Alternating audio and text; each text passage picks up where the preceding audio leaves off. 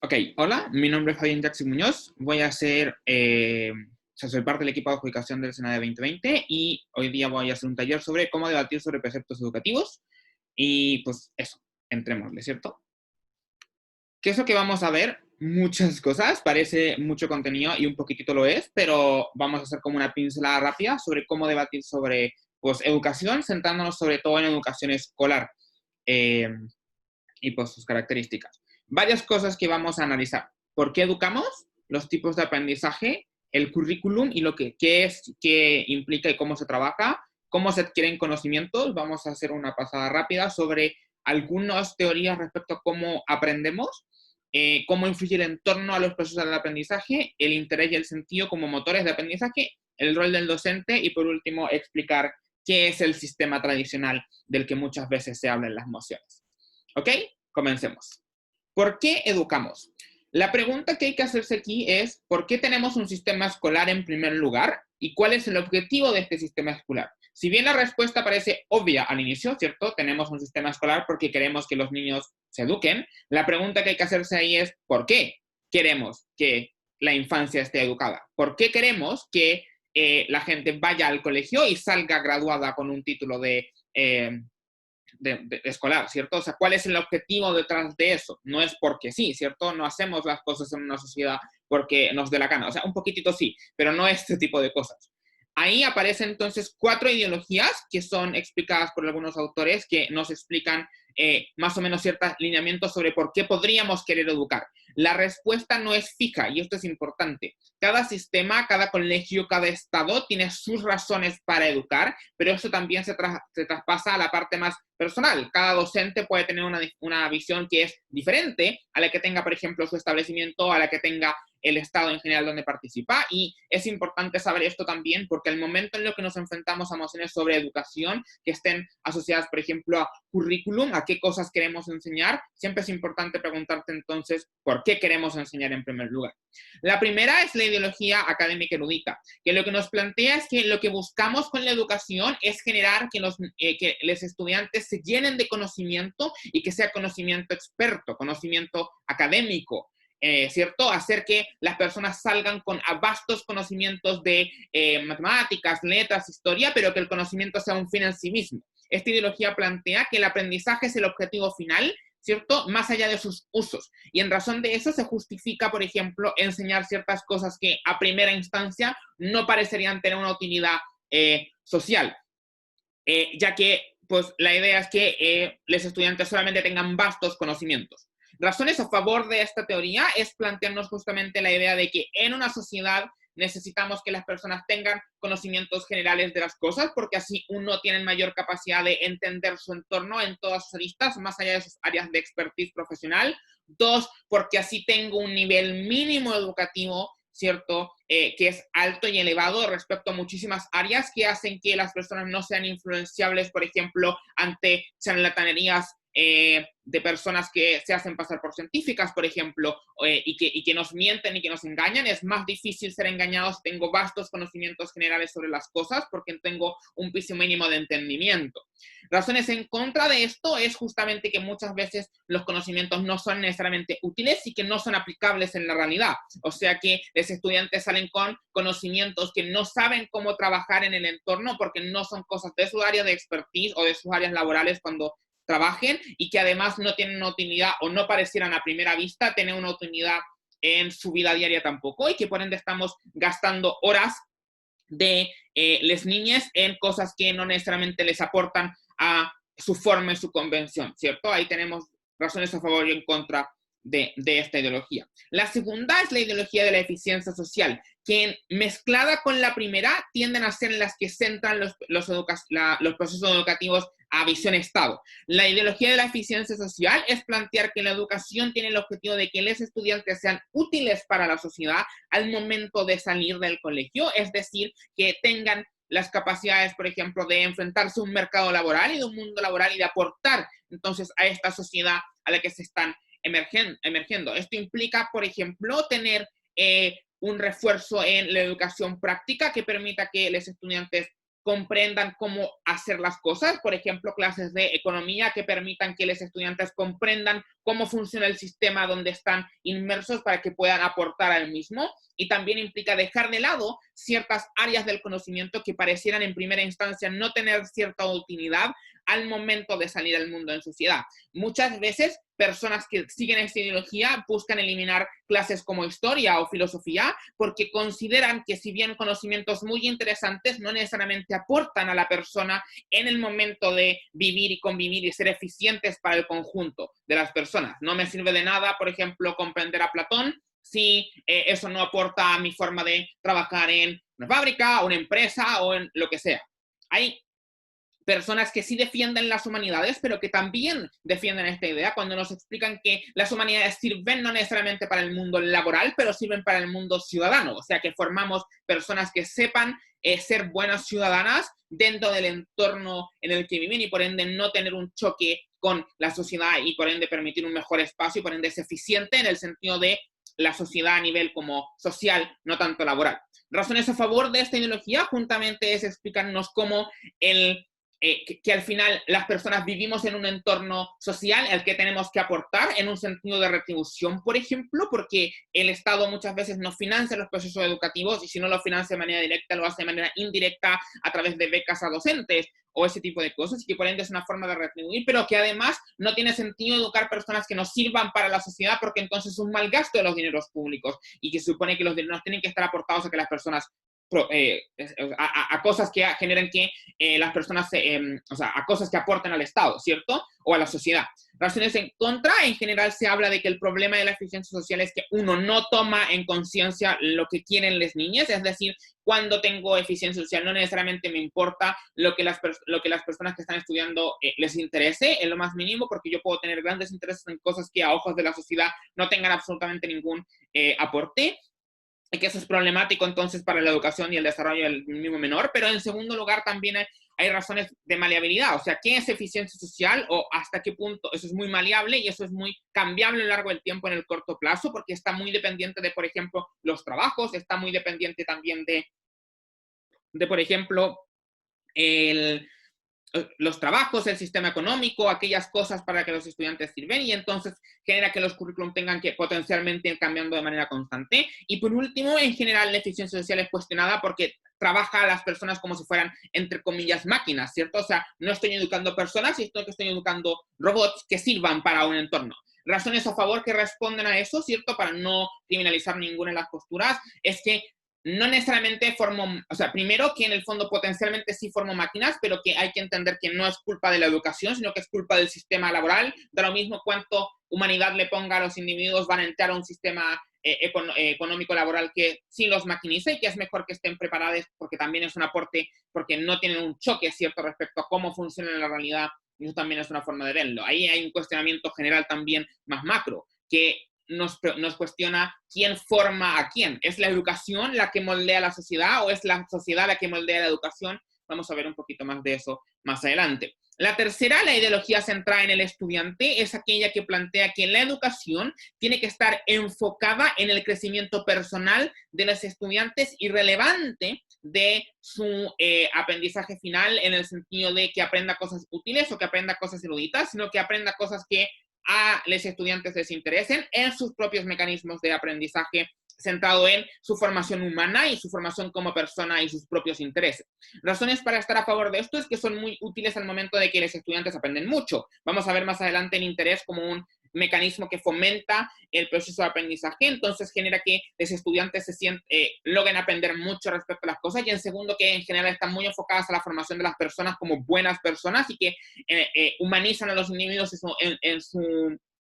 en su individualidad, es decir, no es tanto un currículum que todo el mundo tiene que enseñar, sino que está muy enfocada en que cada estudiante logre de alguna manera enfocar su propio camino y su propia luz hacia el mundo. Segundo, que justamente en razón de lo mismo tenemos personas que saben más o menos qué es lo que quieren por la vida porque se han dedicado a averiguarlo en los procesos educativos del colegio, y en razón de eso saben más o menos hacia dónde quieren apuntar, lo que implica que se encuentran también más preparados para enfrentarse a ese mundo con el que quieren estar porque se han preparado de antes, ¿cierto? O sea, a mí me gusta mucho la historia, como es mi caso, voy a haberme centrado en eso y se me va a haber fomentado mis habilidades de investigación histórica y en razón de eso me voy a enfrentar de mejor manera al mundo universitario o al mundo laboral porque tengo entonces ciertas habilidades pre-trabajadas que en un sistema donde no está el enfoque en el estudiante, sino que está a nivel país, no necesariamente va a haber ese enfoque personalizado hacia mi persona, o incluso puede que las habilidades que yo quiera desarrollar se enseñen muy, muy poco, como pasa, por ejemplo, con las artes o con la filosofía. En contra de esto son varias también, es decir, el problema de una ideología, de un sistema centrado en el estudiante es que tienes estudiantes que son absolutamente dispersos, entonces muchas veces no tienes necesariamente una base común muy grande, tienes las bases comunes mínimas, como leer, escribir, sumar, pero cuando vas creciendo, avanzando en el proceso educativo, muchas veces los estudiantes van por sus propios caminos y en razón de eso tienes una dispersidad de conocimiento que también está enfocada en el interés. Hay gente que no va a tener tanto interés en aprender per se y eso genera que tengas al momento de salir desniveles educativos y en segundo porque es muy dependiente también de las herramientas que puedan tener los distintos establecimientos, más que los otros sistemas. Todo sistema depende de la capacidad de un establecimiento educativo de poder entregar los conocimientos, ¿cierto? Las habilidades y las actitudes. El problema es que mientras más centrado el estudiante está, más variabilidad tienes que tener porque vas a tener mucha diversidad, ya que las personas no son iguales entre ellas. En razón de eso, va a costar más a aquellos establecimientos o aquellos países con pocos recursos el poder enfocar de manera tan personalizada y por ende generas una mayor desventaja de clases en comparación a los otros procesos con la necesidad de tener mayor flexibilidad, por ejemplo, de docentes que manejen sobre muchas más cosas o más espacios que no sean una mera sala de clases, como son laboratorios o salas de computación, para que los propios estudiantes puedan educarse, ¿cierto? Cuarto, la ideología de la reconstrucción social es una ideología más crítica al sistema, que es una ideología que de hecho choca con la de la eficiencia social en ciertas partes, porque nos plantea que hay que reconocer que los estados son estados que no son perfectos, que tienen sistemas estructurales erróneos y que por ende en la formación educativa tiene que estar enfocada a formar personas que tengan la capacidad crítica de entender por qué la sociedad tiene problemas y en segundo, mejorar esos problemas que tiene la sociedad y en razón de eso hacerla mejor en macro. Es una idea es una forma de interpretar el servicio a la comunidad no desde una utilidad respecto a lo que ya está, sino que de una modificación de lo que podría llegar a ser y por qué es positivo que se llegue a eso, ¿cierto? Hablamos de procesos educativos que muchas veces tienen como foco, por ejemplo, reconocer las las discriminaciones estructurales y darse cuenta de que esas existen y cómo luchar contra ellas de momento práctico, por ejemplo, en las enseñanzas de historia o de lenguaje, donde nos dedicamos a esas enseñanzas con el objetivo de reconocer que hay problemas y poder solucionarlos más adelante. Razones a favor de eso son efectivamente que yo puedo solucionar, tengo más potencialidad de solucionar los problemas y de sacar estudiantes que son más críticos con el entorno que les rodea y en razón de eso son más capaces de enfrentarse a una realidad y poder luchar para una mejora. El problema con eso es la subjetividad de lo que implica la mejora, ¿cierto? Dependiendo a quién le pregunte cómo se critica el sistema y cómo se critica el Estado, entonces puedo tener choques en el momento de estos procesos educativos justamente porque para algunas personas hay que velar por ejemplo, la eliminación del concepto de género versus el reconocimiento del género como un elemento meramente identitario, pero que existen infinitos, entonces, o muy variado espectro, que son cosas que, si bien pueden conversar, muchas veces también chocan en la realidad y son formas distintas de criticar a la sociedad, entonces genera que no tengas tampoco bases comunes y que te puedan generar potenciales, no enfrentamientos, pero sí choques entre los mismos establecimientos o entre las mismas personas, ¿cierto? Y además la subjetividad de aquellas cosas que están bien o mal, que van variando también en el tiempo. Y por último, también la diferencia respecto a quien enseña y quien estudia. O sea, la forma en la que nuestros profesores cuestionaban el Estado es distinta a la forma en la que nosotros cuestionamos el Estado y va a ser distinta a las personas que en algún momento eduquemos y cómo van a ver el Estado. Entonces es muy variable también el proceso educativo y muchas veces puede haber brechas generacionales que no permitan tanto que esto se logre de manera efectiva. Las cuatro no son excluyentes entre sí, o sea, no es elegir una o la otra, muchas veces están mezcladas. Como les decía, en general los sistemas educativos tienden a enfocarse en el primero y el segundo, o sea, entregar ciertas bases comunes eruditas de la academia, pero que también tengan un sentido social.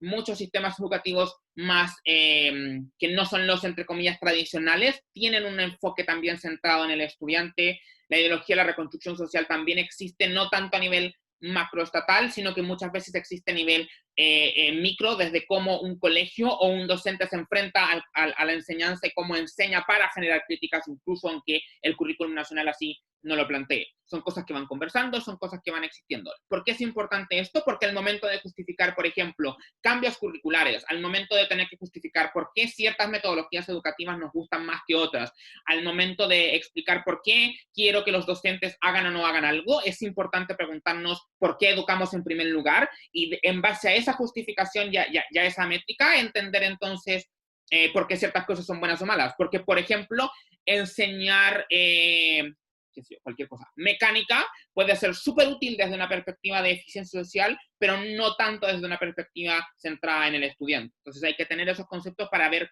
cuándo algo es bueno o malo para el proceso educativo respecto a lo que queramos defender. Segundo punto, tenemos que hay que entender que, si bien vamos a hablar de educación escolar en general, también hay que entender que existen otros procesos educativos en los que las personas están inmersas constantemente, es que muchas veces se llama educación informal, lo pongo entre comillas porque pues, la formalidad también depende, ¿cierto?, de hasta qué punto sea informal. No sé cuál es la diferencia necesariamente entre que un profesor me explique algo en una sala de clases a que mi mamá me lo explique en la mesa, ¿cierto? Es exactamente el mismo proceso jerárquico donde tengo una persona hablando, pero se le llama generalmente informal para hacer el choque con la educación escolar, que es como la formal que entrega el Estado. ¿Por qué hay un versus aquí? Porque las personas no reciben solo educación desde el colegio, y eso es una cosa que siempre hay que entender. Cuando hablamos de currículum, cuando hablamos de clases, siempre hay que ver cómo choca lo que nosotros podamos querer enseñar con los otros espacios educativos en donde las personas están inmersas, y como muchas veces estos espacios educativos son superiores a los escolares. Ejemplos de espacios educativos informales, la familia y cómo me enseña respecto a cosas de política, religión o cómo yo adquiero conocimientos en base a lo que escucho que conversan. El entorno cultural, que puede ser desde las películas hasta que yo veo, hasta las redes sociales que yo sigo, los influencers que veo y los comportamientos que comprendo como positivos respecto a lo que me enseñan. Es muy común el aprendizaje de, por ejemplo, historia respecto a películas que son mera ficción. Por ejemplo, la película 300 para mucha gente es una película que representa a la exactitud cómo funcionó y olvida que detrás de los 300 espartanos había otro gran ejército que los apoyaba, ¿cierto? Entonces, pero que es un proceso educativo que existe y que la gente aprende e interioriza ciertas cosas que ve, ¿cierto? Cuando, si yo pido que alguien dibuje, por ejemplo, ciertas épocas históricas, es muy probable que las representen no necesariamente en base a cómo se vieron, sino que las representen en base a cómo la televisión me las muestra, que son cosas que no necesariamente son iguales. Tercero, los pares como elemento de educación informal. Las personas buscan siempre tener espacios de convivencia en donde se sientan como validades. En razón de eso, y también los pares son personas que, los pares entendiéndose como, por ejemplo, mis compañeros, mis amigues, ¿cierto?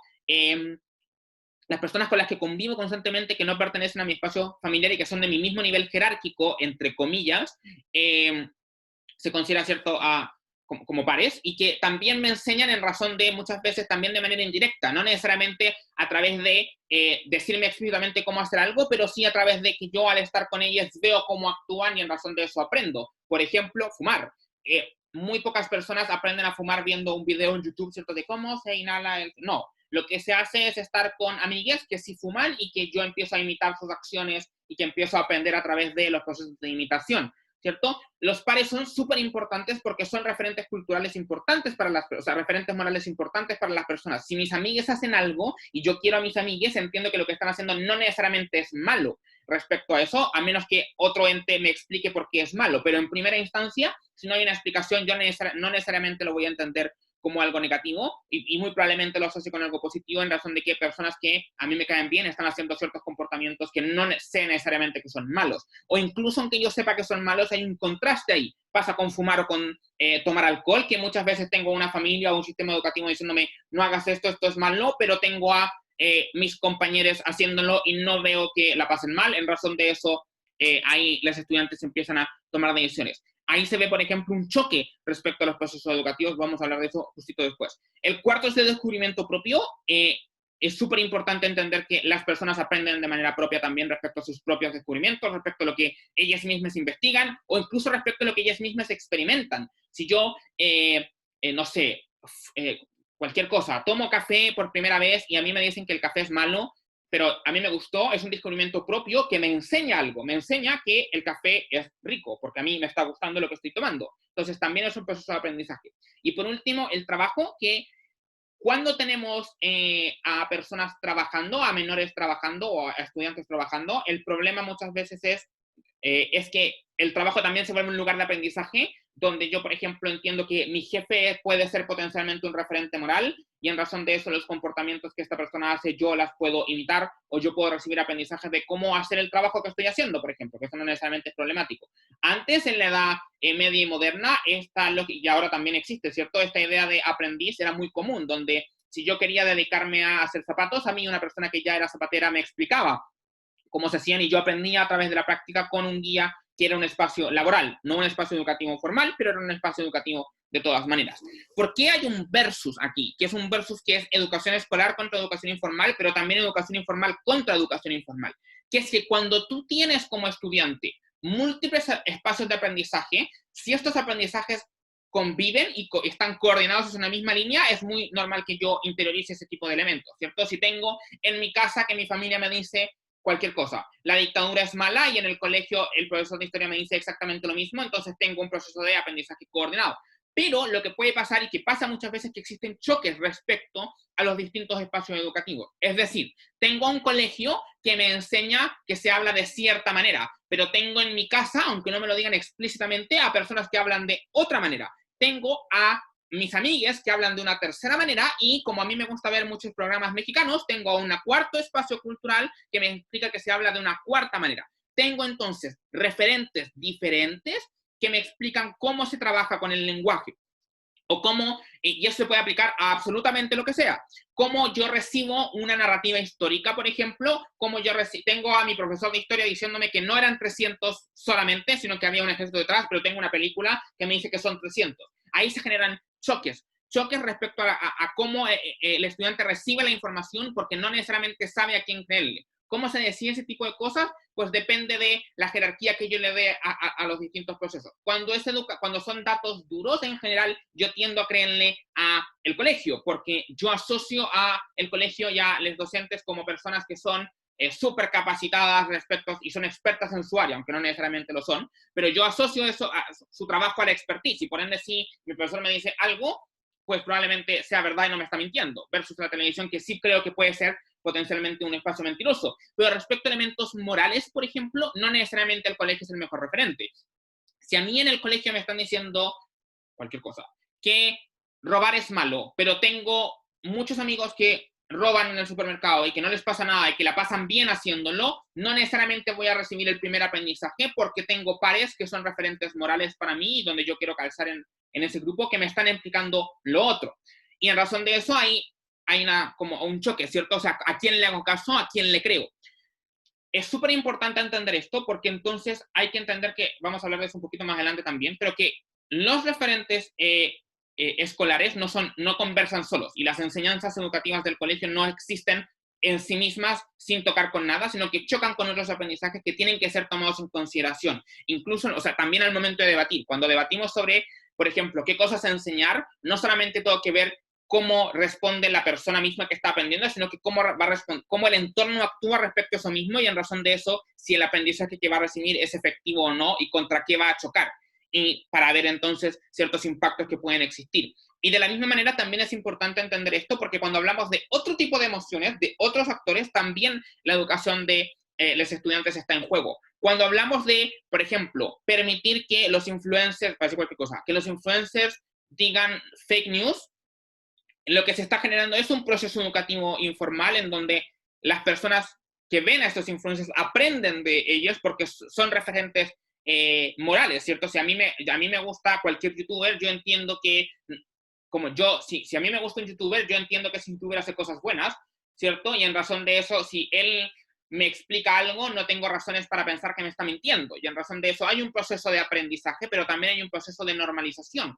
Si muchos youtubers hacen ciertas cosas, yo no aprendo necesariamente, o sea, yo aprendo que esas cosas son buenas. Pasó, por ejemplo, hace unos años con el reto de la canela, que era comerse una cucharada de canela como al seco, sin agua y sin nada, y que muchos youtubers lo hicieron y que se volvió un trend súper viral y que era problemático no solamente por ellas, sino que era porque muchas personas que no necesariamente entendían que eso podía ser peligroso, que te podías ahogar, lo hacían y lo imitaban. ¿Por qué? Porque si tengo muchas personas que considero referentes morales haciendo algo, no veo entonces por qué necesariamente es malo y por ende lo aprendo y lo interiorizo y normalizo ciertas conductas.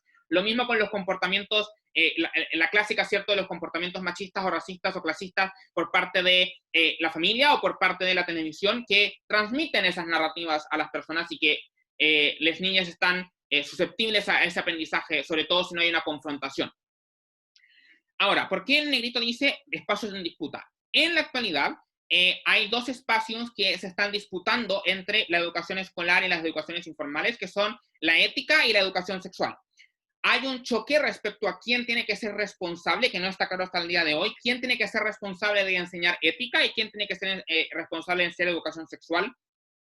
¿Y por qué se da? Se da justamente porque, uno, muchas veces la ética del Estado y por ende la que se enseña en los colegios, por lo menos públicos, no es la misma a las éticas familiares. Ya hay una disputa entonces entre el Estado que busca que haya principios morales comunes versus las familias que buscan el respeto de sus propias enseñanzas igual como válidas y que entonces no quieren que el colegio, justamente por estos choques, confunda, entre comillas, a los estudiantes respecto a lo que es bueno y malo, respecto a sus propias concepciones individuales. El segundo, la sexualidad pasa lo mismo. La sexualidad pasa que para muchas personas es un tema que no le corresponde a la familia, o sea, que no le corresponde al colegio, sino que le corresponde a la familia. Súper importante entender que eso tiene ciertas, como, o sea, eso se genera justamente porque son espacios de intimidad y que por ende las familias no quieren que el Estado se entrometa respecto a ese tipo de cosas. En la actualidad son espacios en disputa, no se sabe muy bien quién es la persona que tiene que educar. Muchos colegios y muchos países sí están integrando, o sea, la educación, por ejemplo, ética sí está integrada, pero muchas veces es muy bajita para que la familia pueda integrar sus propias enseñanzas morales sin generar necesariamente choques y la educación sexual es un terreno que está completamente peleado. O sea, los estados en lo general defienden el querer enseñarla ellos y las familias defienden que el Estado no se meta. Vayamos entonces a analizar una moción. Esta casa cree que la educación sexual debe provenir exclusivamente del hogar. Esto, según yo, es una moción ficticia que la metí aquí, pero potencialmente es de algún torneo. ¿Cómo trabajar este tipo de emociones, cierto? Aquí hay que ver nuevamente, o sea, para gobierno lo que uno puede hacer con este tipo de emociones, en primer lugar, es preguntarnos qué es lo que buscamos al momento de, o sea, qué es lo que buscamos al momento de enseñar en un colegio, por ejemplo, y justificar que en realidad no me interesa tanto la educación sexual en razón de que no necesariamente interviene en, por ejemplo, los roles sociales laborales o de convivencia social, sino que responde a los elementos personales y los elementos personales no le competen al colegio, viendo de una idea de eficiencia social. O sea, lo que haga cada persona en su casa no me interesa porque no afecta necesariamente a terceros, y en razón de que no afecta necesariamente a terceros, entonces no me interesa cómo educarlo. Y en segundo lugar, explicar, y es un argumento muy fuerte que puede traer el gobierno, explicar justamente cómo el problema de que no venga exclusivamente del hogar es que se generan choques y que prefiero que los estudiantes tengan un piso enseñado de casa que no choque con otras cosas y que sea directo, porque mientras más choques tengo, más confusión genero. Prefiero que solamente entienda desde su casa que hay ciertas cosas que tienen que existir, como que hay ciertas cosas que tienen que son buenas o malas respecto a la educación sexual, ¿cierto? Y que no lo confronte con otras cosas, porque la confusión puede generar que las personas después hagan cualquier cosa porque no sepan a quién seguir, y en razón de eso puede aumentarse el problema, por ejemplo, porque se generan choques por parte de los estudiantes. Y en tercero, justamente explicar cómo la educación sexual está vinculada, por ejemplo, a elementos que son meramente una conformación familiar y que responden a elementos que son personales. Por ejemplo, la idea de la abstinencia es una cosa que responde muchas veces a elementos religiosos y que el Estado no tiene que meterse en ese tipo de de espacios porque son espacios educativos que le pertenecen a la familia porque responden nuevamente a un elemento moral interior, ¿cierto? Por otro lado, cuando uno está en contra de este tipo de cosas, cuando no quiero que la educación sexual provenga exclusivamente del hogar, que tengo dos opciones, ¿cierto? Que venga o del colegio de manera plena o que sea una situación mixta. Cualquiera de las dos puede justificarse, por ejemplo, desde dos perspectivas. Una, explicar que hay que entender que el colegio también tiene que tener una visión como centrada en el estudiante y que en razón de eso el estudiante y su desarrollo personal también son parte de los procesos educativos que tienen que ser guiados para que no se hagan de mala manera. Y en razón de justificar eso, yo puedo justificar por qué el colegio sí tiene que intervenir en estos procesos. Pero en segundo lugar, y esto es una clásica discusión del choque entre educación formal y educación informal, es que muchas veces la educación informal no está capacitada para enseñar porque no tiene los conocimientos previos para poder entregar cierta información. Con la sexualidad pasa mucho eso, ¿cierto? Con la educación sexual. Como muchas veces existen ciertos mitos sociales que las personas consideran como realidad, pero que no responden a la realidad y que el colegio es el espacio en donde yo puedo asegurarme de que los contenidos que se reciban sean en primera correctos y en segundo, y que por ende entonces se eviten problemáticas, ¿cierto?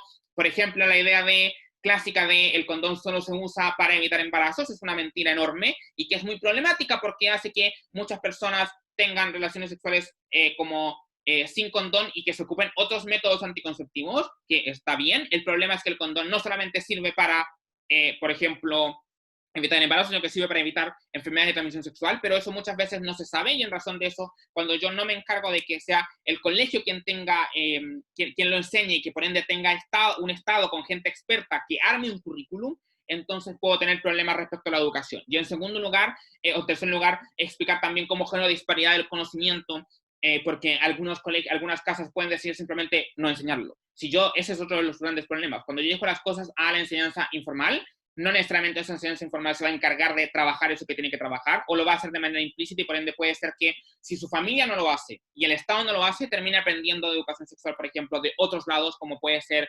sus amigues que no necesariamente tienen conocimiento o las referencias culturales que son muy fantasiosas respecto a cómo funciona la sexualidad. Pero ahí vemos entonces los choques. ¿Por qué? Porque vemos que hay razones para pensar que el colegio tiene que estar metido en ciertos procesos educativos, pero vemos que hay razones para pensar que no, porque el colegio a nivel estructural no debería involucrarse en los elementos personales, pero también porque si se entremete en elementos personales puede generar choques y generar confusiones en los estudiantes que puede ser también problemático. Sigamos. El currículum. ¿Qué es el currículum? El currículum es este textito que entregan los ministerios de educación que nos dicen como en historia tenemos que enseñar A, B, C, en matemáticas tenemos que enseñar D, E, F, y estos son los contenidos que yo quiero que mis estudiantes a nivel estado, a nivel región o a nivel ciudad aprendan. Los currículums están divididos en tres partes en general: conocimientos, habilidades y actitudes. Los conocimientos es lo clásico de el conocimiento duro, ¿cierto? O sea, los datos que yo aprendo, entenderlas, como aprender fórmulas matemáticas, aprender cómo se arma una frase, que existen distintos tipos de textos literarios y no literarios.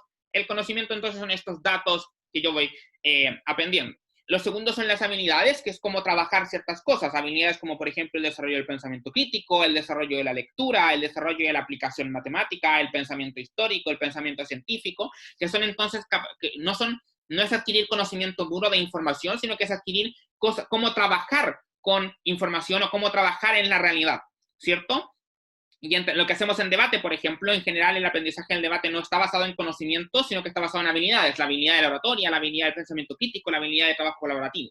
Y en tercero, las actitudes, que esto es súper importante. El colegio, nos guste o no, enseña actitudes a las personas respecto a cómo se tienen que comportar ante ciertas situaciones. Por ejemplo, si un colegio se encarga o un currículum se encarga de, en historia, explicarme por qué la discriminación es mala, entonces genero actitudes a favor del respeto y en contra de la discriminación. O sea, cómo me comporto yo como persona ante una situación o acto. Esas son actitudes, ¿cierto? El problema es que estas tres conversan teóricamente en igualdad de condiciones, pero en la praxis no es así. La prioridad son los conocimientos. ¿Por qué? Porque como ya veíamos, en general hay una lógica también hay una lógica de formar académicos eruditos, pero en segundo, porque muchas veces la forma en la que se mide que un colegio es eficiente o no se basa principalmente en la realización de pruebas estandarizadas. Pruebas estandarizadas que muchas veces son de alternativas o de selección múltiple y que ahí no puedo medir tanto habilidades, sino que mido conocimiento, ¿cierto? No puedo decirle en una selección múltiple, ármeme un argumento, sino que reconozca qué argumento existe aquí o acá. y eso entonces está mucho más basado en los conocimientos. Y muchas veces los colegios y su financiamiento dependen de sus resultados en este tipo de evaluaciones. ¿Qué implica eso? Implica que sea la prioridad curricular, aunque en el papel no sea así, en la praxis muchas veces lo es porque depende el trabajo o incluso o sea, el dinero del colegio o incluso el trabajo de muchos profesores depende de los resultados que se tengan en este tipo de pruebas. ¿Por qué es importante entender que existen tres partes curriculares? Porque cuando se debate sobre currículum, que es esta típica de en los currículum de historia debería priorizarse la historia, qué sé yo, de Europa por sobre la de América, hay que entender que cuando hablamos de eso, no solamente generamos que las personas tengan ciertos conocimientos, sino que también generamos de manera implícita el desarrollo de ciertas habilidades y el desarrollo de ciertas actitudes, que son súper importantes. El aprendizaje que yo tengo de algo genera que yo tenga ciertas actitudes después en respecto a cómo socializo con las demás personas o cómo socializo conmigo mismo. Si a mí me enseñan que la homosexualidad es mala, yo voy a tener una actitud negativa hacia la homosexualidad, venga desde afuera o venga desde mí mismo, y en razón de eso puedo generar procesos negativos para el estudiante. Súper fundamental entender eso. Lo que yo enseño no solamente aplica a los datos que le estoy entregando a las personas, sino que también aplica a cómo esta persona se ve frente al mundo y cómo esta persona interactúa y se siente frente al mundo.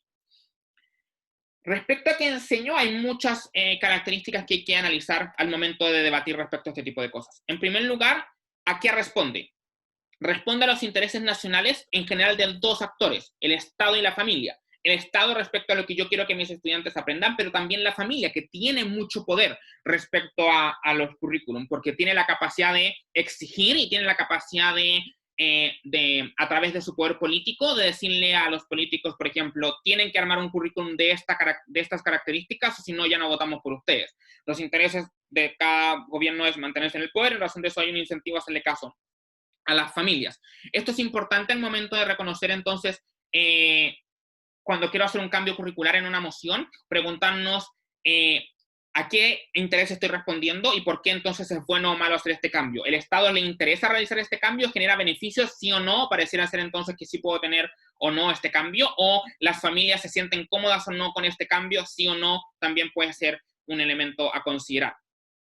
En segundo lugar, entender que el currículum es político, siempre, porque no solamente está formado por aquello que tiene dentro, sino que también está formado por aquello que no tiene dentro. La omisión es parte del currículum. Si a mí me enseñan historia de Europa, pero no historia de Asia, representa un elemento político en donde yo jerarquizo procesos históricos respecto a más importantes o menos importantes, y eso es súper importante. Cuando yo priorizo algo, le estoy dando, cuando yo priorizo algo a nivel curricular, le estoy dando una posición central que hace que sea más importante que otros procesos de igual nivel, pero que no tienen una prioridad curricular o simplemente no aparecen. Y esto hay que pensarlo racionalmente, si yo me dedico 3 meses a aprender sobre Grecia y Roma, me dedico 1 mes a aprender sobre Egipto y me dedico 0 días a aprender sobre China, voy a interiorizar en los estudiantes que Grecia y Roma son súper importantes, que Egipto es algo importante y que China no interesa, porque no aprendió sobre ese país. Y en razón de eso, ese poder político hay que tenerlo en consideración al momento de analizar este tipo de cosas.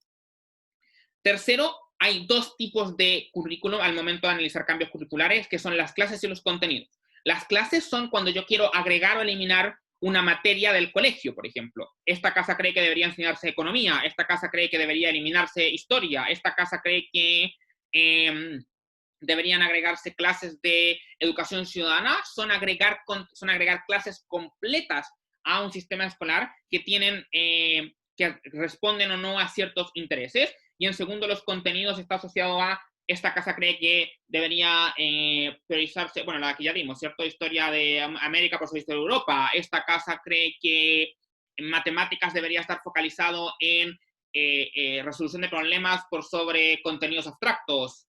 Y así, ¿cierto? Son como el segundo nivel del cambio curricular, que son los contenidos mismos de una materia ya existente. ¿Cuál es el problema general? Y siempre hay que tenerlo en consideración en el momento de armar este tipo de mociones, son los docentes, como tenemos docentes preparados para hacer este tipo de cosas, y ahí la respuesta generalmente tiende a ser a 1, las capacitaciones cuando hablamos de nuevos contenidos, y 2, la llamada de profesionales o académicos que se encarguen de las clases cuando son contenidos nuevos, como puede ser, por ejemplo, los contenidos como de economía. Las docentes en general no están preparados para enseñar economía, y si nos llaman a enseñar economía, probablemente tengan que llamar a economistas a, en primera instancia, enseñar mientras estoy formando nuevos docentes a nivel universitario. ¿Por qué esto es importante? Porque aquí la pregunta es, ¿pero hay fiat para asumir que las cosas se pueden hacer? Por supuesto que sí, pero no hay fiat para asumir que las cosas necesariamente van a funcionar. ¿Por qué esto es importante? Porque, por ejemplo, si yo quiero hacer una, que es la que vamos a ver del hacking, si un docente no sabe hacking, o lo puedo capacitar, pero no tiene los mismos conocimientos que un joven respecto a la computación, no está en una posición necesariamente útil de poder enseñar. Vamos a hacer un análisis respecto a eso. Por último, el apoyo y la oposición. Cuando se hacen cambios curriculares, hay una idea siempre muy común de centrarse meramente en cómo esto afecta al estudiante o a lo que va a aprender, pero no reconocemos a otros actores que son actores que pueden apoyar u oponerse y generar backlash fuerte respecto a ciertos cambios curriculares, que son las familias, los docentes y los mismos estudiantes. Las familias tienen la capacidad de oponerse y de frenar todo en caso de que consideren que un cambio curricular no se da. El ejemplo claro de esto es el caso de Con mis hijos no te metas en Perú, que hicieron grandes movilizaciones a través de un cambio curricular que quería agregar ciertos elementos de educación sexual al currículum, que te muestra entonces el poder que tienen las familias de frenar un avance curricular o de oponerse de manera súper fuerte a un avance curricular, y que esto te puede generar un backlash importante a nivel político, a nivel de estabilidad. ¿Por qué? No solamente porque tienen la capacidad de oponerse a nivel fáctico de enfrentarse al Estado, sino que porque tienen la capacidad de oponerse a nivel educativo respecto a lo que le enseñan a los estudiantes. Como vimos antes, la familia es un espacio educativo también. Razón de eso, si la familia está en contra de un proceso educativo, puede encargarse de que en el espacio de la casa explicarle constantemente a las niñas por qué lo que están aprendiendo en el colegio está mal. Y eso es problemático no solamente porque puede desenseñar ese elemento particular, sino que porque puede poner en cuestionamiento todo el proceso educativo para el menor. ¿Por qué? Porque si a mí me dicen, tu profesor de matemáticas, o sea, tu profesor de ciencias te está mintiendo respecto a la educación sexual y todo lo que te dice es mentira y todo lo que te dice está mal, yo no necesariamente voy a entender que está mal solo en esa característica, sino que puedo también aprender que está mal en absolutamente todo lo demás, y eso es problemático al momento de que le quito su autoridad académica a una persona que está dedicada a no enseñarme solamente esa pequeña parte, sino que todo lo demás, y que puede hacer que los estudiantes se nieguen al proceso educativo. Segundo, los docentes, que tienen muchísima fuerza también en los países, porque pueden paralizar cuando quieran todo el proceso educativo. Cuando hay paralización docente del sistema público, por ejemplo, se para un porcentaje muy importante de los colegios. Y eso es problemático porque entonces interrumpen los procesos educativos. En razón de eso, cuando se hacen cambios curriculares, también hay que analizar potencialmente ciertos backlash que pueden tener docentes ante esos cambios. Por ejemplo, eliminar filosofía. En Chile generó una práctica revolución respecto de el grupo docente del país, que se negaba al cambio curricular al punto de que lo detuvo. Entonces, tienen las capacidades de o negar ciertas cosas o, de nuevo, enfrentarse al currículum. Yo como Estado no tengo la capacidad efectiva de saber si las cosas que yo digo se están enseñando o no. Vamos a ver un poquito más de eso ahora. Pero puedo entonces oponerme directamente a una enseñanza y decir, ok, el Estado quiere que le enseñe esto, yo no, así que no lo voy a hacer. Y eso es problemático porque genera disparidad curricular. Porque algunos docentes sí van a querer hacerlo, mientras que otros no. Y tercero, los mismos estudiantes que tienen la capacidad y la fuerza a través de los movimientos estudiantiles de frenar procesos de cambio curricular o de rechazar ciertas situaciones y ciertas políticas. ¿Por qué esto es importante entonces? Porque cuando debatimos sobre cambios curriculares, entonces no solamente debatimos respecto a cómo esto puede afectar al proceso educativo, sino que cómo puede afectar a la sociedad completa. Porque a la sociedad le interesa cómo se educa a la gente, porque entendemos que la educación es una parte fundamental de nuestro desarrollo y por ende tenemos capacidad de enfrentarnos o de generar crisis o de generar grandes apoyos o de generar grandes ganancias políticas respecto a las cosas que se enseñan o no. Último punto, creo, de currículum. Niveles de currículum son 3. El macro, que representa el Estado y las ideas curriculares como oficiales, yo creo que enseñan ABC. El meso, que es la capacidad de los colegios de tomar este currículum y adaptarlo a la zona específica donde están, al nivel de vulnerabilidad del colegio, a las líneas curriculares internas, a los valores que quieren enseñar, y son las modificaciones curriculares también. Y el micro, que es justamente la que tiene cada docente. O sea, cada docente puede interpretar el currículum como se le dé la gana. Como dije, no hay control real respecto, no hay una fiscalización de cada docente en cada clase, en cada hora, en cada día, sino que a veces existen quizá en algunos países. En razón de eso, también hay avances curriculares micro. En general, las modificaciones de uno a otro no son grandes, pero mientras más flexibilidad tenga el currículum macro, más fácil es para el meso o el micro modificarlo, o mientras más oposición haya por parte de la gente al currículum macro, más posibilidad del meso o del micro de modificar. Esta casa incentivaría la enseñanza del hacking en las escuelas previas del tono ronda 3. Ahí está el equipo académico detrás de esta moción. Aquí vemos entonces un cambio curricular importante, ¿cierto? Porque es la enseñanza de un nuevo contenido a favor de.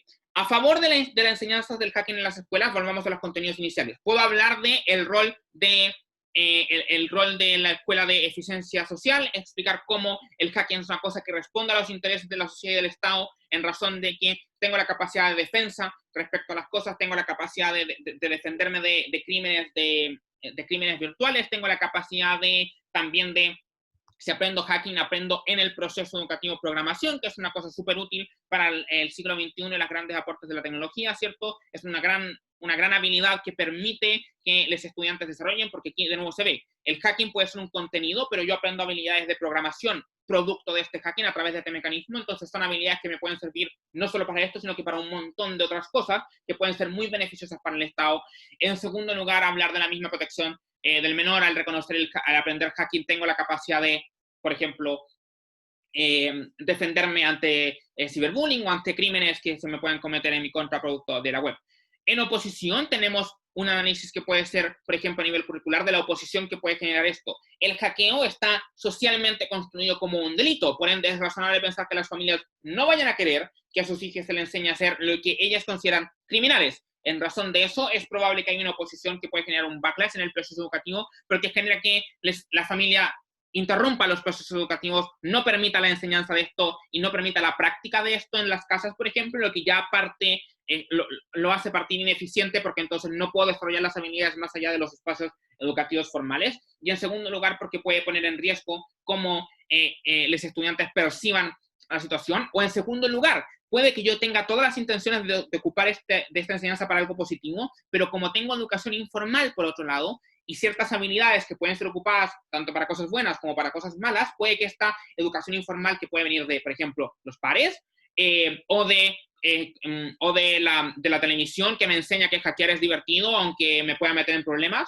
que genere que estas habilidades se ocupen de manera negativa. Aunque tenga un objetivo curricular positivo, la educación informal puede generar que esto se ocupe de mala manera y que se ocupen estas habilidades en contra de la misma sociedad, violentando el objetivo inicial. Como vemos, aquí hay un juego y vamos sumando los distintos factores. Entra el por qué educamos, entra los actores curriculares, entra los actores de que me enseñan o no, y que van formando entonces distintas líneas argumentativas que van apoyando una moción. Ok, siguiente. ¿Cómo aprendemos? Aprendemos de muchísimas maneras. Aquí vamos a ver 5 métodos de aprendizaje. No son todos en lo más mínimo, tampoco es una explicación profunda de ninguno de ellos para tener ciertas bases. 1. La importancia del conocimiento. La teoría cognitivista me plantea que yo necesito tener conocimiento para poder adquirir más conocimiento. O sea, que mientras más conocimiento base yo tenga, más capacidad tengo de aprender, porque ya entiendo ciertos conceptos. Si yo leo ahora una revista de béisbol, no voy a entender nada, porque va a haber términos que yo no voy a comprender. Si yo ya manejo ciertos términos de béisbol, es mucho más fácil para mí seguir aprendiendo. Pasa en debate, por ejemplo. Es importante que sepamos lo que significa fiat, lo que significa engagement, lo que significa métrica, para poder después entender, por ejemplo, los feedbacks que nos dan los jueces cuando nos dicen es que ustedes pierden porque no hacen engagement. Si yo no tengo el conocimiento previo de lo que significa engagement, nunca voy a entender ese nuevo nivel de enseñanza que se me está entregando, porque no entiendo la terminología. Entonces es súper importante, esta teoría plantea que es súper importante el conocimiento para adquisición de más conocimiento. O sea, como que en la mente es un mapita donde yo voy prendiendo ciertas luces que me permiten avanzar en los caminos. Si no tengo esta luz inicial, no puedo seguir avanzando o me cuesta mucho más seguir avanzando. Esta teoría plantea que, de hecho, las habilidades no son tan importantes como el conocimiento mismo, y que en razón de eso no importa tanto que yo aprenda a debatir bien y que tenga las habilidades de pensamiento crítico, porque si no tengo los conocimientos de las reglas del juego, no los voy a poder aplicar. Y por ende, es probable que una persona que no sepa debatir tan bien, pero que tenga mucho conocimiento sobre cómo se hace o los términos, ¿cierto? ¿Qué significa una tesis de política? ¿Qué significa un contrafáctico? Le vaya a ganar a alguien que tenga mucha capacidad de debatir, pero que no entienda nada, que no entienda las reglas del juego. Entonces ahí la importancia de la cognición y del conocimiento. Segundo, las conductas deseables e indeseables. Este es el conductismo clásico, ¿cierto? Que nos explica que aprendemos también en base a cómo asociamos las cosas con buenas o malas. Pasa, por ejemplo, que aprendemos que una acción es mala en razón de que se nos castiga cuando somos niñas, pero también en el colegio o en la universidad. O sea, si a mí en el colegio me dicen, sal de la clase o pásame el teléfono por lo que estás haciendo, que es una cosa que yo entiendo como un castigo, puedo entender entonces que lo que yo estoy haciendo está mal. En la universidad es exactamente lo mismo. Si a mí me ponen un 0 por hacer plagio, yo voy a aprender que el plagio es malo, no necesariamente a nivel como de porque la ética me lo dice, sino que es porque recibí un castigo, entonces entiendo, castigo es sinónimo de malo, en razón de eso, plagio es sinónimo de malo también. Y lo mismo con las conductas deseables que se van premiando. Cuando a mí me felicitan, me dan un dulce, puede salir antes al break, son reforzamientos de las conductas. Estos reforzamientos son funcionales para el aprendizaje en razón de que permite que las personas vayan asociando ciertas cosas con buenas o malas o ciertas habilidades como bien desarrolladas o mal desarrolladas. El problema de esto es que muchas veces es un poquito tortuoso porque los castigos pueden ser feos y malos, genera entonces un o sea, genera que, claro, se aprendan las cosas, pero ¿a qué costo? Esa es la gran pregunta siempre del conductismo. ¿A qué costo? O sea, hasta qué punto soy capaz de castigar para que alguien aprenda algo? Ahí la ética entra mucho en juego. O sea, antes había castigos horribles, como por ejemplo estar solo todo el día. Qué horror. Tercero, la imitación y el modelamiento. Yo aprendo en razón de lo que veo, yo aprendo en razón de lo que imito, yo aprendo en razón de lo que se me modela. ¿Qué significa esto? Que significa que, por ejemplo, si hay ciertos comportamientos, ciertas frases que alguien dice, yo las voy a aprender a través de la imitación. Algunas teorías del lenguaje plantean que así es como se aprende a hablar, por lo menos a nivel inicial. Pero también el modelamiento es fundamental. No solamente es no intencional, como el lenguaje, sino que es sí intencional. Como, por ejemplo, cuando tengo un profesor o una profesora, un profesor explicándome matemáticas y que me va explicando cómo hace el ejercicio. Eso es un modelamiento, donde yo aprendo, entonces, mecanismos para realizar una actividad, porque voy desarrollando las habilidades. Cuando a mí me van enseñando cómo sumar y veo a mi profe sumar y hacer cada uno de los pasos internos de, por ejemplo, una multiplicación o lo que sea, yo no solamente aprendo a obtener ese resultado particular, sino que voy adquiriendo las habilidades para después yo replicar eso en otros problemas matemáticos, pero que se basen a través del modelamiento, o sea, la capacidad de imitación que yo tengo o sea, la capacidad de enseñarme. Esto es importante porque entonces si no me puede modelar un profesor, no necesariamente voy a adquirir el conocimiento. Podemos volver al tema del hacking. Si tengo malos profesores de hacking, o sea, que no saben realmente cómo hacer este tipo de cosas, no me pueden modelar y por ende mi aprendizaje va a ser malo, porque no voy a saber cómo hacer este tipo de cosas, porque no tengo referentes de ver cómo alguien más lo hace. Cuarto, la relevancia de la metacognición plantea que es súper importante al momento del aprendizaje que las personas sean conscientes de cómo aprenden. O sea, yo tengo que ser consciente de, 1, que estoy aprendiendo, 2, cómo estoy aprendiendo, 3, ¿por qué estoy aprendiendo? Constantemente estas preguntas que hagan que las personas le den sentido al aprendizaje, pero también que se den cuenta de sus propias capacidades para aprender y sus propias capacidades para poder recibir información. Súper útil porque genera motivación, porque genera reconocimientos positivos internos, porque genera y choca con narrativas de que eres un inútil, por ejemplo. Si tú vas constantemente viendo que sí estás aprendiendo y te das cuenta de que estás aprendiendo, vas a sentirte bien, pero además la pregunta importante es que te des cuenta de cómo estás aprendiendo, porque hay muchas formas de aprender. Si los ejercicios de metacognición son útiles porque permiten entonces que las personas se den cuenta de cómo aprenden y por ende puedan fortalecer su aprendizaje a través de sus mecanismos. Por último, la recepción y el descubrimiento, que son dos formas de aprendizaje que son no contrarias, pero que son como eso mismo. La recepción es que yo aprendo a través de la recepción del conocimiento que se me entrega entregada y moldeada, es decir, estas son las premisas y esta es la conclusión, toma, y yo recibo esta información, ¿cierto? Y en razón de eso lo aprendo, pero el descubrimiento es cuando yo dejo las premisas sueltas y genero que las mismas personas vayan generando las conexiones para poder llegar a una conclusión.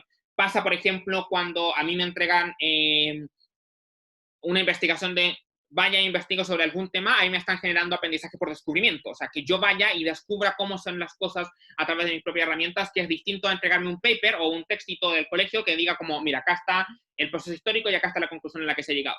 Dos métodos de aprendizaje que pueden ser igual de efectivos o no, dependiendo de cada estudiante. Hay estudiantes que aprenden mejor por recepción, hay estudiantes que aprenden mejor por descubrimiento, pero que son útiles al momento de entender cómo la gente aprende. Ok, a esto le influye mucho el entorno. El entorno es fundamental para los procesos educativos porque genera distintas bases. Y es importante saberlo porque es importante entender que la educación, si bien tiene un principio de igualdad, no parte en igualdad de condiciones porque hay sistemas estructurales que no lo permiten. Primero, el capital cultural. como vimos, el conocimiento es útil para aprender más conocimiento, ¿cierto? El capital cultural es qué tanta recepción de cultura, no necesariamente cultura como de la alta clase, pero por ejemplo, qué tanto lenguaje manejo, qué tanto vocabulario aprendo, qué tantas oportunidades tengo de ver distintas realidades, por ejemplo, sea a través de la ficción como a través de los viajes o cosas así, que van agregando entonces conocimiento que va adquiriendo la persona a través de sus propias experiencias y su propio descubrimiento.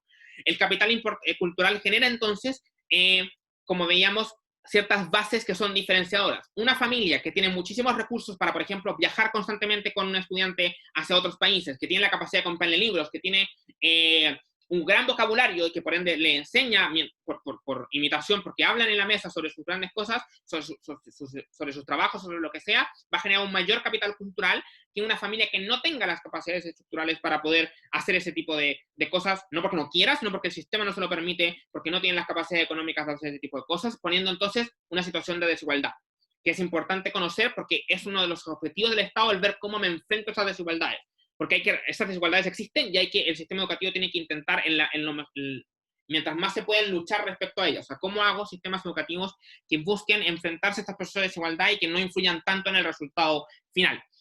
Segundo, el espacio y tiempo de dedicación. Es distinto yo tener un espacio para estudiar donde tengo mi pieza solite, donde nadie me molesta, donde no tengo gente gritando al lado, o donde no tengo no tengo a mi familia trabajando en la casa con ruido, por ejemplo, y tener además tiempo para hacerlo porque no tengo que ayudar o porque no tengo que trabajar. Es muy distinto eso a no tener un espacio, por ejemplo, donde tenga que estudiar en la sala común de mi casa, donde están las otras personas, por ejemplo, viendo la tele o trabajando y que generen elementos de distracción y que además tampoco tenga tanto tiempo para estudiar o para aprender o para descubrir porque tengo que ayudar en la casa, porque tengo que trabajar. Son cosas que influyen en la recepción del aprendizaje. Aunque vayamos al colegio igual, el espacio de la casa o del entorno también aporta o no a cómo estoy aprendiendo yo respecto a esto. Con lo mismo con los apoyos de terceros. Es muy diferente que el aprendizaje se dé en un espacio donde yo tenga gente que me esté ayudando, a donde tenga gente que o no ha ganado por mí, que sea neutra, o a gente que no me quiera ayudar, sino que todo lo contrario, no quiera que yo aprenda ciertas cosas. Eso puede influir en cuánto aprendo yo o no cierto proceso, porque no solamente el conocimiento se da a través de que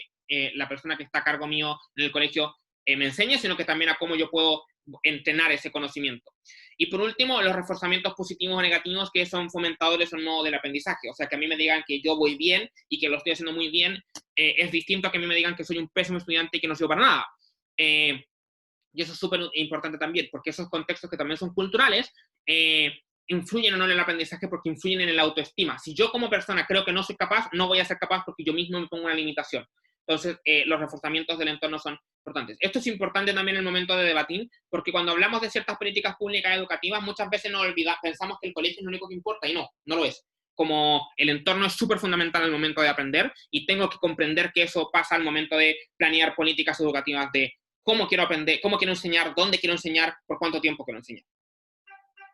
Ok, datitos rápidos. En general existen dos tipos de colegios a nivel general, que son los científico-humanistas y los técnico-profesionales. Los científico-humanistas no necesariamente se llaman así en todos lados, pero son los que se enseñan prácticamente puro conocimiento teórico, versus los técnico-profesionales, donde uno sale muchas veces con una profesión técnica respecto al trabajo. Por ejemplo, se me enseña electricidad, se me enseña carpintería, se me enseña minería, donde yo salgo entonces con capacidades laborales más directas para entrar a un sistema laboral de manera inmediatamente. Y en la actualidad están apareciendo cada vez más la idea de colegios que respondan a realidades diferentes específicas. Por ejemplo, colegios de lo que en Chile se llama la educación intercultural, que busca, por ejemplo, en una de sus ramas tener colegios que estén enfocados en comunidades indígenas, que tengan currículum específicos para las comunidades indígenas.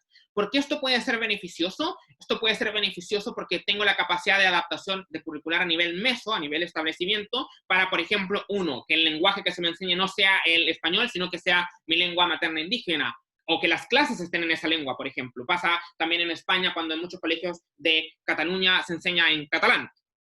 En segundo, la capacidad de adaptar los currículum para, por ejemplo, que historia esté enfocada en historia indígena y no en historia europea, por ejemplo. O para que haya clases específicas, clases nuevas que sean clases de cultura o de religión de las distintas comunidades a las que yo pueda pertenecer, que pueden ser muy positivos entonces porque refuerzan los elementos culturales que tiene cada uno desde su casa en una educación y no lo confronta, que es una cosa que pasa mucho, ¿cierto? La confrontación educativa respecto a que en mi casa me hablen en un idioma, pero en el colegio me hablen en otro. Entonces tengo aquí un choque porque no puedo, por ejemplo, pedir ayuda porque no necesariamente mi familia habla este idioma en el que se me está enseñando en el colegio o no lo habla tan bien como, como están escritos los textos, por ejemplo, o que hay choques, porque mientras en mi casa me dicen que las cosas son así, en el colegio me dicen que las cosas son así al momento de enseñarme procesos históricos. Pero puede también tener elementos en contra cuando se me enseña, por ejemplo, puede tener elementos en contra cuando no conviven las distintas culturas, no conviven las distintas partes de la sociedad, que hacen que entonces no solamente haga que hace que esta gente, claro, esté en un espacio seguro, pero que el resto de la gente no conozca de su existencia o solamente la vea de manera lejana y que por ende no aprendan a convivir con personas diferentes, que eso puede ser problemático. Ya, una ronda que no se debatió en CEMUI 2019, pero que había intención de debatirla, el equipo académico también. Esta casa crearía escuelas exclusivas para niños LGBT. Esto puede ser a favor, jugar justamente como los espacios educativos son espacios donde yo tengo la capacidad de expresarme de mejor manera, donde tengo la capacidad de desarrollarme con currículums que pueden, por ejemplo, enfocarse en historia LGBT para que yo me sienta reconocido a nivel histórico como un individuo y un sujeto que tiene pasado, que puede tener docentes que estén capacitados específicamente para tratar con personas como yo en el sentido de que, por ejemplo, cómo es el proceso de closet o cómo confrontarme a una familia que no necesariamente me acepta de manera plena, ¿cierto? O las distintas problemáticas que puede vivir una persona LGBT, ¿cierto? Un estudiante LGBT. Y en razón de eso, son un espacio seguro. Pero en contra tiene el tema de que, uno, es una exposición directa hacia las personas, y dos, muchas veces implica que las personas heterosexuales no van a aprender a vivir con la disidencia sexual, ¿cierto? Pero que eso es problemático porque entonces solo aprenden de su existencia a través de los estereotipos. Como vimos, el aprendizaje también es por descubrimiento. Yo puedo aprender por descubrimiento, o sea, por cómo yo interacciono con las otras personas y cómo veo que las personas se comportan, a que no hay comportamientos intrínsecamente, por ejemplo, homosexuales, pero si no tengo ese aprendizaje por descubrimiento porque no convivo con ese entorno, tengo solamente aprendizaje a través de estereotipos que me presenta los espacios culturales, y en razón de eso, al confrontarme con la realidad, voy a tener una visión sesgada que puede afectar después a estos mismos niños LGBT al momento de graduarse y de tener que enfrentarse a una realidad que no necesariamente les va a respetar tal como tal. Retos educativos son dos, el interés y el sentido. Es súper importante, los vamos a pasar muy rápido, que los estudiantes tengan interés. O sea, hay dos formas que generan que las personas aprendan como motores. El interés, que a mí me interese como persona lo que estoy aprendiendo, no necesariamente que le encuentre una utilidad, sino que diga como, ¡ay, qué entretenido, qué interesante! Y por esto, por ejemplo, la gente aprende mucho viendo la tele, porque cuando ve programas que le gustan, como tiene un interés en esto, está más receptivo a recibir aquella información que me dan. Por eso es importante que las clases, por ejemplo, sean lo más didácticas posibles, porque si no son, y si yo me aburro en clases, no voy a aprender nada, porque no tengo interés, entonces no presto atención. Mientras más interés tenga yo respecto a los conocimientos que estoy adquiriendo, mejor para mí. El sentido, por otro lado, es que yo no encuentro una utilidad. Que es el gran problema de las matemáticas, por ejemplo, que la gente no entiende para qué me sirve saberme el binomio al cuadrado, y como no le encuentro un sentido, no me interesa aprenderlo y por ende lo borro. No lo aprendo nunca o lo aplico en una prueba y luego se va para siempre. Entonces no logro el objetivo final de un colegio, que es no responder a una prueba, sino que es adquirir conocimientos para la vida. Son los dos grandes retos al momento de hacer las cosas. Últimas cositas. Rol docente. El rol docente es como súper importante, ¿cierto? Al momento de entenderlo. El rol docente, ¿qué nos dice? Nos dice varias cosas. Uno, un profesor tiene un apego secundario y es un referente moral para las personas que son estudiantes. Es decir, son personas que son importantes y útiles para el proceso educativo, porque son cuando la familia no está o cuando la familia no me siento incluido en ella, yo voy muchas veces hacia los profesores y por ende tengo que tener un especial cuidado respecto a cómo ellos existen. En segundo, justamente en razón de eso, porque son referentes. Que un profesor, siempre existe, los profesores no deberían usar malas palabras en clases porque yo normalizo esos comportamientos, porque como yo entiendo al docente como una autoridad, si esta persona tiene ciertos comportamientos, yo los asocio como comportamientos que sí son positivos y que no son castigables. La razón de eso es súper importante. Una guía, recordemos el proceso de moldeamiento, ¿cierto? O sea, de modelación, perdón. Yo modelo los aprendizajes y por ende soy una guía para que otras personas puedan aprender. Recuerden que el colegio, el objetivo no es que el aprendizaje se detenga ahí. El objetivo de un colegio es que entregar ciertos conocimientos y habilidades para que después las personas puedan seguir aprendiendo. Uno nunca deja de aprender, ¿cierto? Entonces, en razón de eso, son guías que me permiten saber cómo aprender. Y aquí el último punto es la pregunta del emisor. ¿Son necesariamente solo emisoras de conocimiento? En general se entiende que sí, los sistemas educativos tradicionales entienden al docente como un emisor del conocimiento, pero muchas veces se entiende que no son emisores del conocimiento porque no lo entregan. El conocimiento por descubrimiento, por ejemplo, no tiene necesariamente esta idea de un profe diciéndome las cosas son así, así, así, sino que es entregarme habilidades que yo genere entonces el descubrimiento por mí mismo. Y ahí es rol más de guía que de emisor. Último puntito, el sistema tradicional, que es esta gran discusión que se da en mociones como esta, que es, en este caso, preferiría la implementación del modelo proyectivo de enseñanza en vez del modelo tradicional de educación secundaria, que es de Trailers en Moodle, la ronda 6, ahí está el equipo académico. ¿Qué es este modelo tradicional? El modelo tradicional es un modelo que es el que se ocupa en la generalidad de los casos donde se me enseña uno. O sea, donde tengo ciertas características como uno. En general, las personas están agrupadas en base a edad, irrelevante el conocimiento que se tenga entre pares. 2, el docente es la persona encargada de transmitir la información de manera vertical. O sea, tengo al docente aquí y a los estudiantes acá y se transmite el conocimiento. 3, tengo, o sea, los currículums responden a los intereses nacionales, no tanto a la adaptación del conocimiento, y en general las personas estudiantes no tienen tanto involucramiento respecto a lo que aprenden, sino que simplemente se sientan y aprenden lo que un tercero decida por ellas. O sea, no hay tanta interacción de los mismos estudiantes en los procesos educativos. Eso en general. Esas son como las grandes características. La universalidad de la educación, o sea, que es más o menos, debería ser más o menos igual para todos, con las excepcionalidades de entre científico, humanista y técnico, o que haya colegios con ciertos currículum diferenciados, pero en general tiene ciertas bases que son iguales para todos, que el estudiante es un actor pasivo, que el profesor es el actor activo de la situación, o sea, es el que emite el conocimiento, y que no hay tanto, o sea, que los estudiantes no tienen tanta capacidad de decisión. Incluso en los modelos de colegios, como por ejemplo con enfoque indígena, no es que yo le pregunte a los estudiantes qué es lo que quieren aprender, sino que le pregunto generalmente a las comunidades, no a las niñas. Problemas y beneficios. Problemas del sistema tradicional son generalmente que uno, como los estudiantes no están metidos en el proceso educativo, entonces no tienen tanto interés, no le encuentran tanto sentido a lo que están aprendiendo, aprenden, no aprenden. 2, que muchas veces no responde al siglo XXI en razón de que en la actualidad los conocimientos duros yo los puedo adquirir de... eso es lo último. El sistema tradicional tiende a preferir conocimientos por sobre todo lo demás. Que los conocimientos no son tan útiles en la actualidad en razón de que pues, lo puedo buscar en internet. No necesito que un profesor me cuente cómo pasó la Segunda Guerra Mundial. Puedo ver un video en YouTube o puedo aprender en Wikipedia. Entonces, ese es el pensamiento general de crítica al sistema, ¿cierto? Entonces, que está muy mal enfocado a un pasado donde no había otra forma de acceder al conocimiento, pero que en la actualidad ese sistema ya está, entre comillas, obsoleto. 3, que pone una situación de jerarquía innecesaria porque el docente no es la única persona capaz de enseñar, sino que los estudiantes se pueden enseñar entre ellas, ¿cierto? En un sistema más comunitario. 4, que la universalidad de los conocimientos hace que no se adapten los currículums a los elementos a la realidad de cada persona, ¿cierto? Y que eso es problemático porque entonces no sé cómo aplicar tanto los conocimientos porque no están pensados para mí, mi contexto particular, sino que están pensados para este alumno perfecto, imaginario que tiene el Estado al momento de pensar un currículum nacional. Ahora bien, no son los sistemas del demonio tampoco, un poquito sí, pero tienen también cosas en beneficio. Los sistemas tradicionales tienen el beneficio de que uno, en principio, tienes una base común que genera no desigualdades, o sea, disminuye la capacidad de desigualdad que puedes tener, porque si tú dejas al libre albedrío el currículum nacional, por ejemplo, es más probable que los colegios con más capacidad de recursos tengan mucha mayor formación y no tienes tanto incentivo que colegios con poco dinero inviertan. Cuando tú como Estado obligas a que todo el mundo enseñe ciencias, por ejemplo, estás forzado también y amarrado a entregar las herramientas para esa enseñanza. 2, que muchas veces el docente sirve como guía justamente en razón de que permite los procesos de modelamiento, por ejemplo, entonces necesita que esté en una posición jerárquica porque cuando lo tengo más arriba le hago más caso y en razón de eso puedo aprender de mejor manera sus enseñanzas que yo como Estado estoy, entre comillas, seguro que sabe hacer, porque los educo en las universidades o porque me encargo de fiscalizar, ¿cierto? 3, el sistema tradicional también entender que si bien en la actualidad el conocimiento existe en el mundo, como hay tanto conocimiento, tanto real como falso en Internet, y no tengo las capacidades de discernir cuál es bueno que tenga un sistema que me explique efectivamente cuáles son los conocimientos correctos y cuáles no son los conocimientos correctos.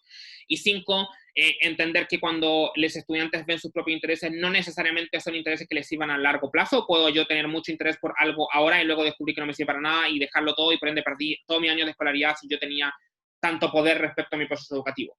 No son cosas que yo crea necesariamente, pero son formas de defender el sistema tradicional. Ok, eso es todo. Muchísimas gracias por escuchar, supongo.